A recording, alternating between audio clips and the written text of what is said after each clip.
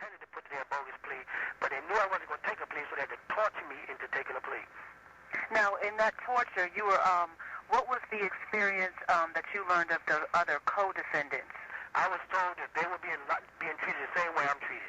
That means I was sleeping on a concrete floor with real poor bad food, wasn't getting my medication, watching rats and roach bugs and stuff, in the midst of very dangerous criminals, vulgarity, fights breaking out, people getting stabbed, suicides.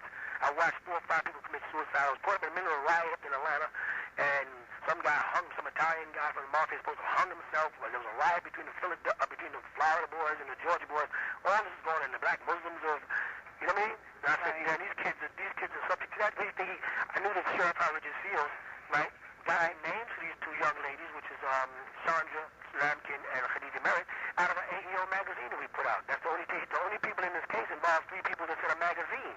That's where he got the names from. He got Johnson's name because Kathy Johnson is standing behind me in the magazine while we're advertising Egyptian attire for our lodge, right? So that's where he got the Sandra Lampkin, Khadija Merritt, and Kathy Johnson to put the kids. And he figured they'll torture them. If I think they're tortured, I know that Kathy's suffering from MS, which is a very, very dangerous disease. I said, they're not giving me my medicine. Hers is brain deteriorating. She'll be crippled for life. They use that, not to mention starvation, sleep degradation, where they kept waking me up, no allowed to the telephone calls, interfere with my mail, definitely a poor diet, and a whole bunch of things, and just outright vulgar and physical abuse.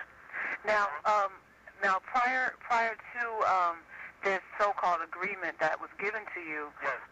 What was told to you that about the other co-defendants during this whole torturous experience?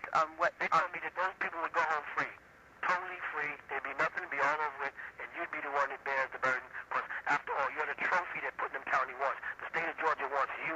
That's it.